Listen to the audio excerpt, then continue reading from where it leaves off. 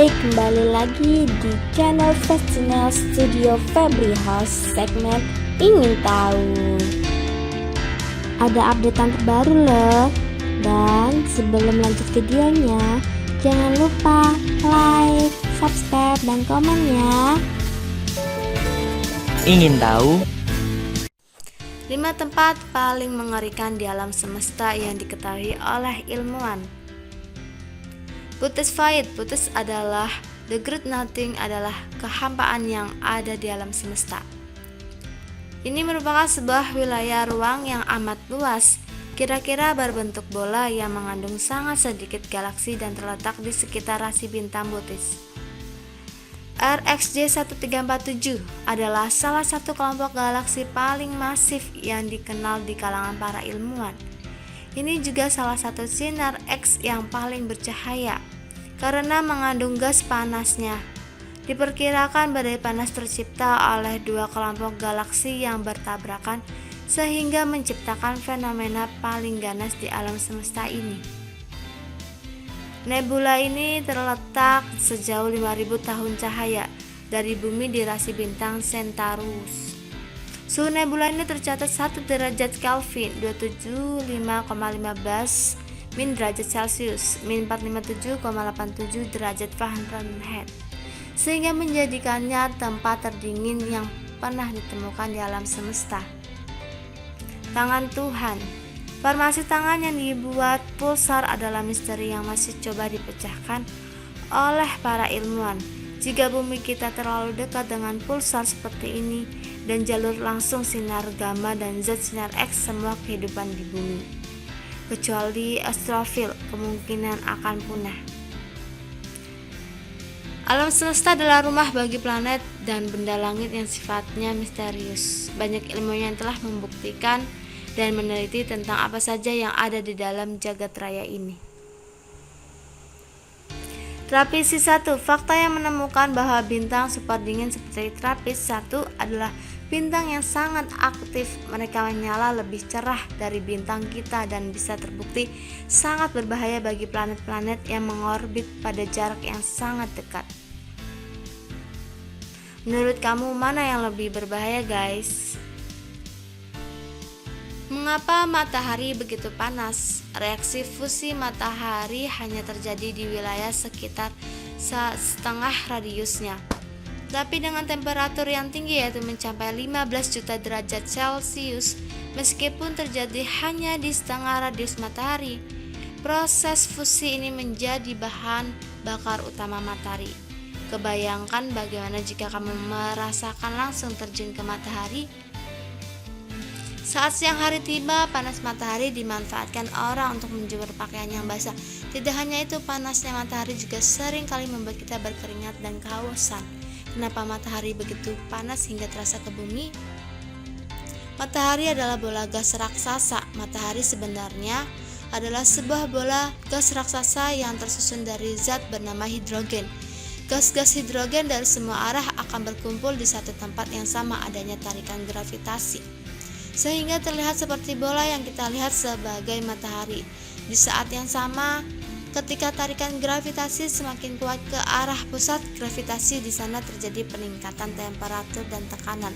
Saking kuatnya tekanan dan temperatur pada daerah pusat gravitasi itu, maka terjadilah sebuah reaksi yang disebut dengan reaksi fusi. Reaksi fusi ini merupakan seluruh zat hidrogen menyatu dan berubah menjadi zat baru bernama helium. Bahan bakar utama matahari. Proses reaksi fusi memberikan energi yang lebih besar daripada yang dibutuhkan, sehingga energi yang dihasilkan dari reaksi fusi ini pun lebih banyak. Reaksi fusi matahari hanya terjadi di wilayah sekitar setengah radiusnya, tapi dengan temperatur yang tinggi, yaitu mencapai 15 juta derajat Celcius. Meskipun terjadi hanya di setengah radius matahari, proses fusi ini menjadi bahan bakar utama matahari. Nah, itulah yang membuat matahari sangat panas, bahkan dapat dirasakan oleh semua makhluk di bumi. Bandar Antariksa Indonesia. LAPAN atau Lembaga Penerbangan dan Antariksa Nasional akan membangun tempat peluncuran roket sendiri. Rencananya akan dibangun di Biak Numfor, Papua. Saat ini Lapan mempunyai 100 hektar lahan di Biak untuk pembangunan bandar antariksa skala kecil yang akan difungsikan untuk uji terbang roket kecil. Sedangkan untuk skala besar akan dibangun dengan kemitraan internasional, dan untuk pembangunan skala kecil dimulai tahun ini dan ditargetkan selesai. Hujan berlian? Mau. Kemungkinan hujan berlian ini disimpulkan setelah sebuah tim peneliti merekayasa kondisi Neptunus di laboratorium SLAC Stanford. Mereka membuat kondisi yang mirip dengan kedua planet itu. Peneliti berencana untuk merekayasa interior planet dengan tipe lain di masa depan dengan metode yang sama. Dengan begitu, paling tidak umat manusia memiliki gambaran mengenai atmosfer planet sebelum mampu menempuh perjalanan ke planet-planet jauh.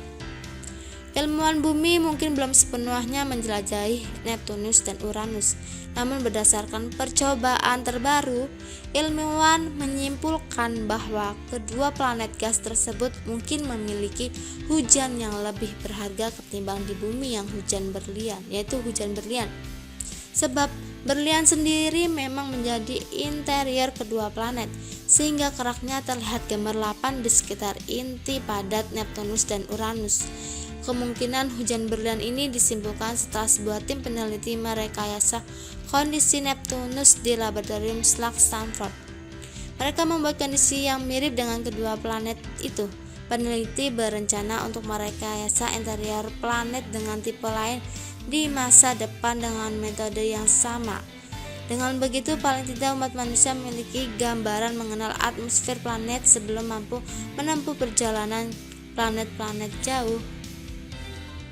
Mengapa Pluto tidak disebut planet? Pluto tidak lagi disebut planet sejak 24 Agustus 2006.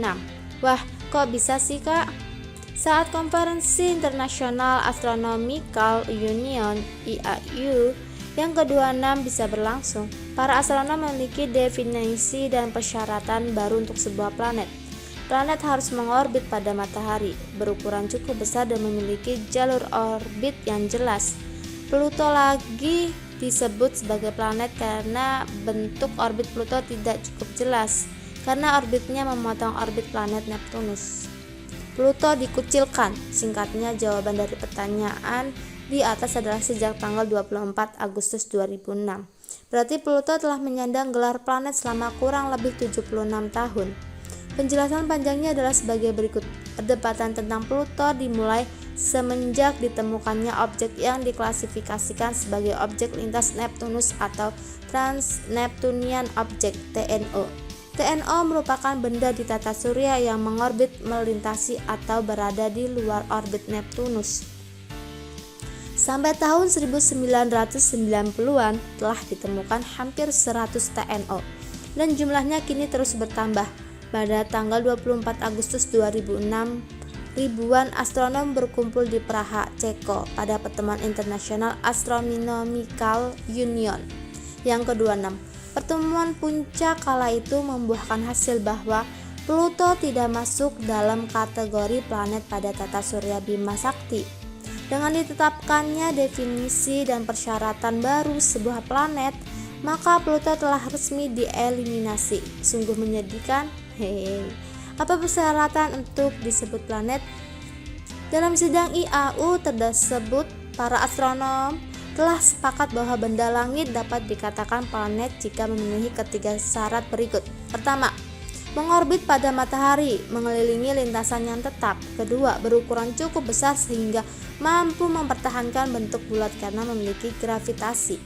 Ketiga, memiliki jalur orbit yang jelas, bersih dan berbeda dengan orbit benda lain. Sehingga secara sederhana planet dapat didefinisikan sebagai benda langit yang mengitari matahari, bentuknya bulat dan merupakan satu-satunya objek dominan di orbitnya. Lalu, apa status Pluto saat ini? Jika sudah dieliminasi dari keluarga planet, maka bagaimana status di Pluto saat ini? Apakah single merana atau gimana? Ternyata IAU telah bersepakat memberikan klasifikasi baru yang disebut planet kerdil, dwarf planet, kepada Pluto. Selain Pluto, ternyata ada benda-benda lain langitnya yang masuk dalam kategori planet kerdil ini. Di antaranya Charon, Sena, dan Ceres. Lumayanlah ada temennya. Jangan lupa like, subscribe, dan komen ya.